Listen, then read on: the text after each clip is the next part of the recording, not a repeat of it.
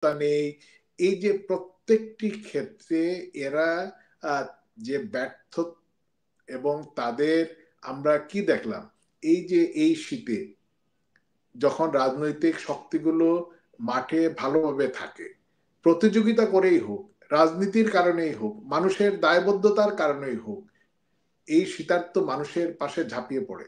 আর এই সরকারের তথাকথিত এই সরকারের এক উপদেষ্টা 200 টাকা আর 250 টাকার কম্বল বিতরণ করার জন্য কত টাকার হেলিকপ্টারে চড়ে পড়লেন, যে ছেলেগুলো মেসের টাকা দিতে পারতো না, যে ছেলেগুলা রিক্সার ভাড়া দিতে পারতো না, এরা আজকে কোটি কোটি টাকা দামের ফ্ল্যাটে থাকে, অফিস ভাড়া করে, তারা গাড়িতে চড়ে। এই টাকাগুলো কোথা থেকে আসলো? এই কি সংস্কার? এটাই কি সংস্কার?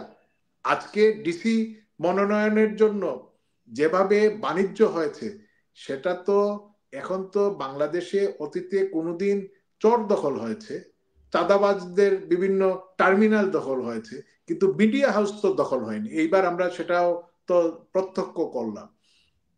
মতিউর রহমান সাহেব চৌধুরী তাদের সমর্থন নিয়ে বিভিন্ন উনার হাউসকে ব্যবহার করেছেন, সেটা তার ব্যক্তিগত মতামত, সেটা তিনি করতেই পারেন।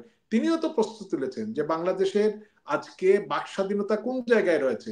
আপনি বলুন, এই যে ইয়ের 5 তারিখের আগে বিভিন্ন ইলেকট্রনিক প্রিন্ট মিডিয়ায় আপনার টক শো বলেন বা নিবন্ধ লেখার ক্ষেত্রে কি কোনো ধরনের বাধ্যবাধকতা ছিল?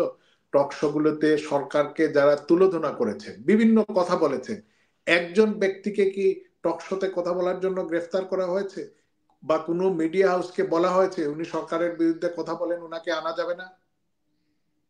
তা আজকে যারা এই যে তথাকথিত রিফর্ম আর সংস্কারের কথা বলেন বা এগুলো মুখরোচক কথা বলে, এগুলো এসি ড্রয়িং রুমে বসে অনেক সুন্দর সুন্দর কথা বলা যায়, লাল পানি খাওয়া যায়, চানাচুর খাওয়া যায়, তার সঙ্গে দেশি বিদেশি বাদাম খাওয়া যায়, কিন্তু ধুলোবালি মেখে এদেশে রাজনীতি করতে হলে অনেক বাস্তবতা, অনেক কঠিন পথ অতিক্রম করতে হবে। এখানে আপনি এটা সাধু সন্ন্যাসী আর ফিরিস্তা দিয়ে আর মসজিদের ইমাম সাহেব আর সাধুদেরকে দিয়ে এই তো দল চালানো যাবে না। এই দেশ, এই দেশের মানুষকে তাদের নেতৃত্ব দিতে হলে সেই মানুষগুলোকে নিয়েই চলতে হবে, যারা এদেশের মানুষের সুখে দুঃখে থাকেন, সুখে দুঃখে তাদের সঙ্গে হাঁটেন, তাদের খোঁজ খবর নেন। তো এই মানুষগুলো যখন একটা মানুষ তার ছাত্র জমানায়, তার পরবর্তীতে ব্যক্তি জীবন, পরিবারকে, ব্যবসা বাণিজ্য, কেরিয়ারকে, সবকিছুকে পেছনে ফেলে রাজনীতি করতে থাকে, তার তো কিছু ভুলভ্রান্তি থাকতেই পারে। কিন্তু যদি সুনির্দিষ্ট কারো বিরুদ্ধে অভিযোগ থাকে, অভিযোগ সেটা যদি প্রমাণিত হয়, অবশ্যই সেটা কথা বাইরে উঠবে কেন বা রিফর্ম করতে হবে কেন? মানুষ তো পরিবর্তনশীল, মানুষ তো নিজেকে পরিশীলিত করে, সেটা সংগঠন হোক, মানুষ হোক, রাজনৈতিক সংগঠন হোক, সামাজিক সংগঠন হোক, নেতৃত্বের বদল হয়, এক দল যায় আরেক দল আসে। তো এইভাবে ঢালাও ভাবে, মুখরোচক ভাবে যে মনোনয়ন বাণিজ্য হয়েছে, মনোনয়ন বাণিজ্য করলে যার ইচ্ছা দিলেই কি তিনি নির্বাচিত হয়ে আসবেন নাকি? তার সঙ্গে তো দলের নেতাকর্মীর, মানুষের একটা সম্পর্ক থাকতে হবে।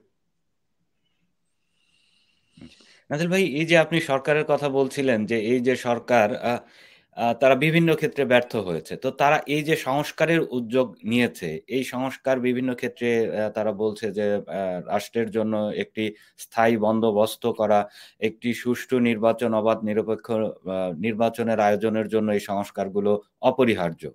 তো আসলে এই সরকারের অধীনে একটি সুষ্ঠু নির্বাচন আপনারা সম্ভব মনে করছেন কিনা?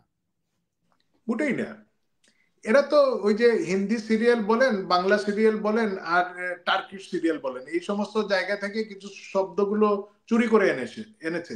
এগুলা তারা নিজেও কতটা বুঝে না বুঝে তারা এই সমস্ত গাল ভোলা বুলি ফেসবুককে বা সামাজিক মিডিয়াগুলোকে গরম করার চেষ্টা করে।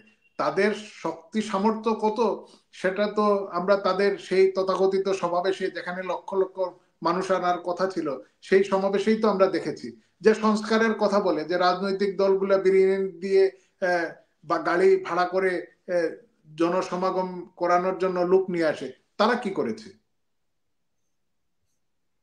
এই অল্প দিনে এরা যেভাবে বিভিন্ন দুর্নীতির সঙ্গে, এই যে আজকেও তো মিডিয়া এসেছে, এক একজন সমন্বয়ক যাদের খাওয়ার টাকা পয়সা ছিল না, কোটি কোটি টাকা কিভাবে তাদের অ্যাকাউন্টে লেনদেন হয়, এই টাকার উৎসটা কি, এই টাকাগুলো কোথা থেকে আসলো, দেশ থেকে না বাইরে থেকে, এগুলা কি ফিরিস্তা দিয়ে গেলেন, কে দিয়ে গেল এই টাকাগুলো, না কোনো বিশেষ এজেন্সি দিয়ে গেল এই টাকাগুলো, এগুলো তো বের করতে হবে।